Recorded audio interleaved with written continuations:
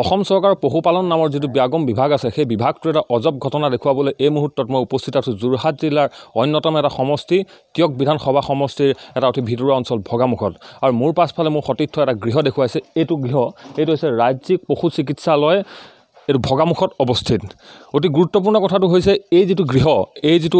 যিখন চিকিৎসালয় অসমৰ প্ৰাক্তন মন্ত্ৰী ললিত চন্দ্ৰ ৰাজখোৱাৰ দিনতে এই পশু চিকিৎসালয়খন কিন্তু ইয়াত প্ৰতিষ্ঠা কৰিছিল ইয়াৰ গ্ৰামাঞ্চলৰ ৰাইজৰ কৃষকসকলৰ উপকৃত হ'বৰ বাবে কিন্তু আজি তাৰিখতো সবতকৈ আচৰিত কথাটো হৈছে কি আজি তাৰিখতো এই বৃহত্তৰ যিটো অঞ্চল এই বৃহত্তৰ অঞ্চলৰ ৰাইজৰ সুবিধাৰ বাবে এই অঞ্চলত এই চিকিৎসালয়খনত কিন্তু তেনেকুৱা ধৰণৰ পৰ্যাপ্ত সুবিধা কৰি নিদিলে এই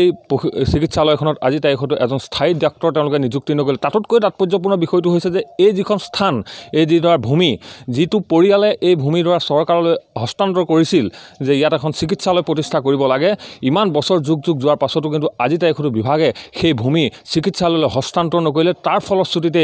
এই যিটো চৰকাৰী চিকিৎসালয় এই চৰকাৰী চিকিৎসালয়ৰ কিন্তু যিটো খাজনা আৰু ইয়াৰ চাৰিবেৰৰ চৌহদ যিটো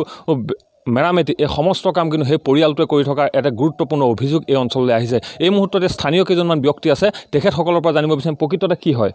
যে এই যিটো চিকিৎসালয় কেতিয়া ইয়াত প্ৰতিষ্ঠা কৰিছিল কি হ'ল কেনেকুৱা ধৰণে আজি তাৰিখত আছে আপোনালোকে কি সুফল পাইছে এই হস্পিটেলখন হ'ল কি ললিত ৰাজখোৱাই আধাৰিলা কৰা তেখেতৰ দিনতে এই হস্পিটেলখন কমপ্লিট হোৱা কিন্তু তাৰ পাছত বাৰম্বাৰ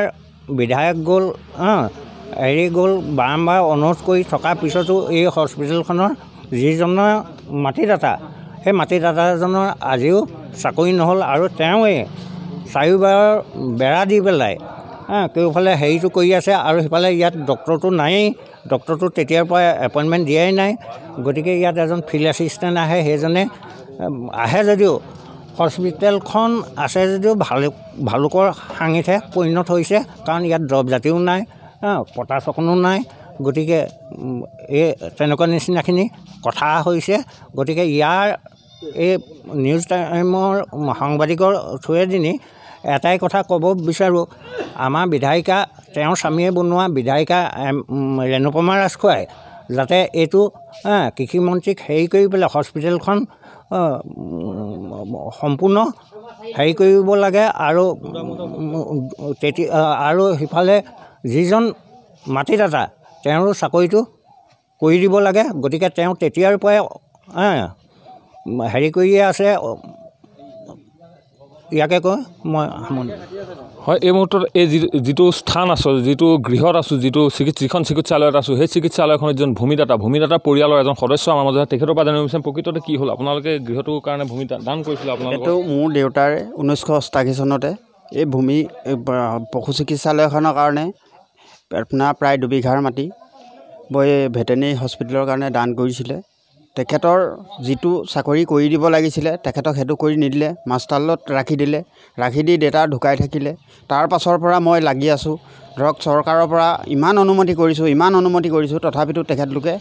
চৰকাৰৰ মানে কোনো ভেটেনেৰী বিভাগৰ কোনো গা লৰা নাই তাৰ ওপৰত মই এতিয়া আপোনাৰ অনাৰী খাতি এইবোৰ জেৰুৱা জপনা সকলোখিনি মই ৰক্ষণাবেক্ষণ কৰি থাকিবলগীয়া হৈছে